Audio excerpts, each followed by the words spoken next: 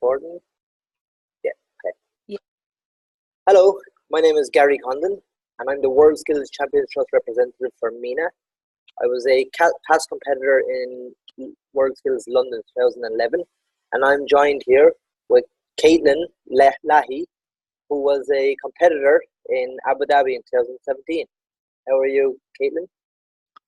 I'm good. I was a competitor in restaurant service in the 2017 WorldSkills competition in Abu Dhabi.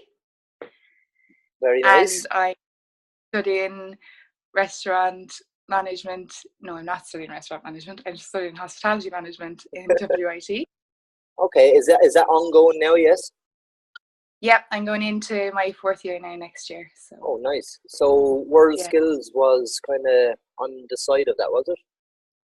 Yeah, so my college participates heavily in the Ireland Skills competitions, and through that I got the opportunity to participate in the WorldSkills competition. Oh, nice. And can I ask, where did you finish in the competition? Did you take anything home with you? Medallion of Excellence, and I came 10th place in my competition, and I got Best Nation for Ireland, so I got the most points for the Irish. Nice. Very good. Well, congratulations on the both of them. Thanks. So I would just like to ask you, in your opinion, why do you think skills are important? I think skills are very important because it gives people an opportunity to experience a trade before actually becoming heavily involved in the theory end of it. And it's really important because a lot of people when they're young don't really know what they want to do. So if you're participating in a trade, it opens a number of windows and gives you an opportunity to see different ends of the trade. Maybe you like one element of it and you can specialize in that. You don't necessarily have to take on the whole thing. Mm-hmm. Okay, nice.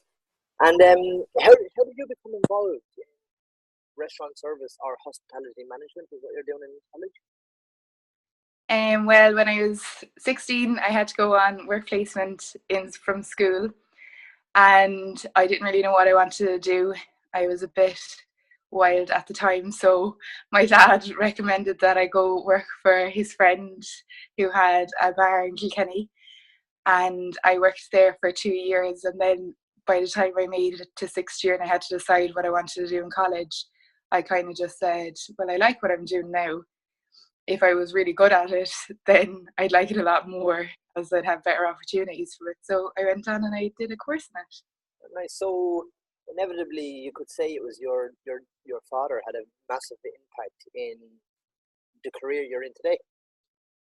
Yeah, well, I would say that like a lot. His mom was a chef and his dad was a bartender in the local golf club. So It's I in the suppose genes. Yeah. Nice. And how have skills impacted your life today?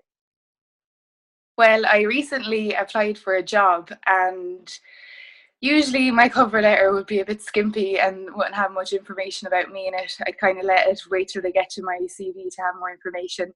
But this time I just included that I had been out of practice for X amount of time because I'd been training for WorldSkills, but I had developed a lot more skills during that time, even though I wasn't in the industry.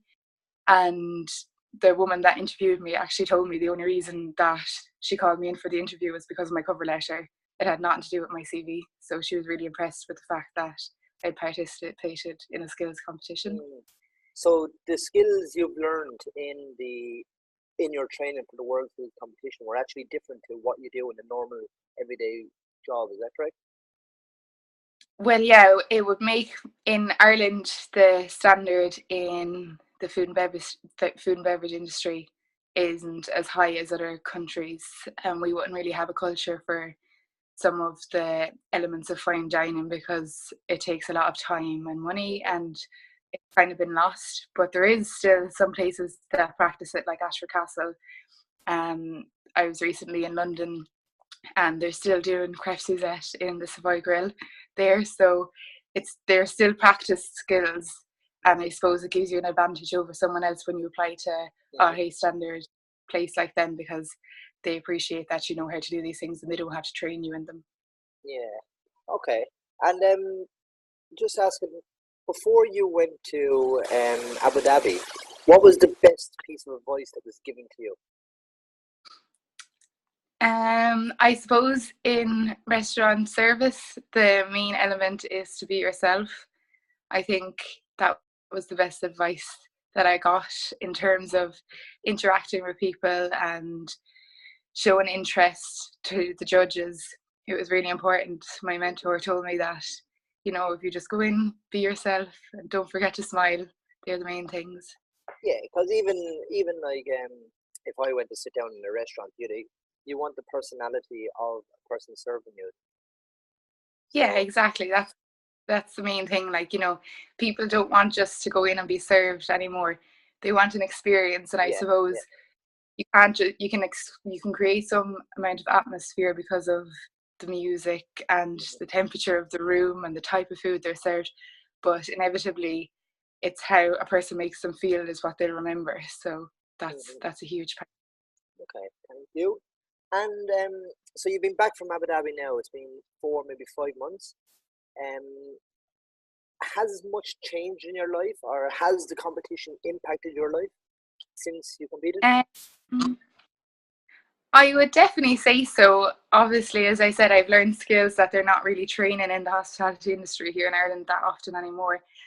um, I suppose it's opened my eyes up to a whole other world in other skills also. Like, people often in Ireland, there's a huge stigma around doing apprenticeships and doing the kind of jobs that people think, oh, you're not going to go very far in that and you're going to have bad hours. And, a lot of people try to turn you off this kind of work. Hmm. But when you go to WorldSkills and you see the level that apprenticeships and trades are at, it's changes your mind completely and actually restores your faith in what you're doing, I Hmm. suppose. No, that's very good. Thank you. And have you been recognized by anybody since coming back? Like someone that you probably wouldn't have been recognized before you competed. Yeah, I have. Our team went to visit the President of Ireland, Michael D. Higgins, because he wanted to honour the people who received a medallion of excellence and people who participated in WorldSkills Abu Dhabi. So that was a really good experience to meet him, and he seemed very interested in what everyone was doing, and he made time for everyone and went around and shook everyone's hand and asked them about their skill. And yeah, no, he has a huge interest in young people and the developments of education in Ireland. So definitely, it was definitely a great experience. That's brilliant. Like that's amazing to see that the president of the country you live in wanted to recognize you after you competed. Like, I think that's amazing on his Yeah. on his part. So wrapping up, I have one more question I just want to ask you. If you could tell your younger self one thing, what would it be? When you think you've worked hard, work a little harder. So think you've given your all, do that extra bit just to make sure you have. No, that's perfect. I just want to thank you very much, Caitlin, for joining me today. It's been wonderful speaking with you. That's great, Gary. Thanks for your call. Thank you. Thanks.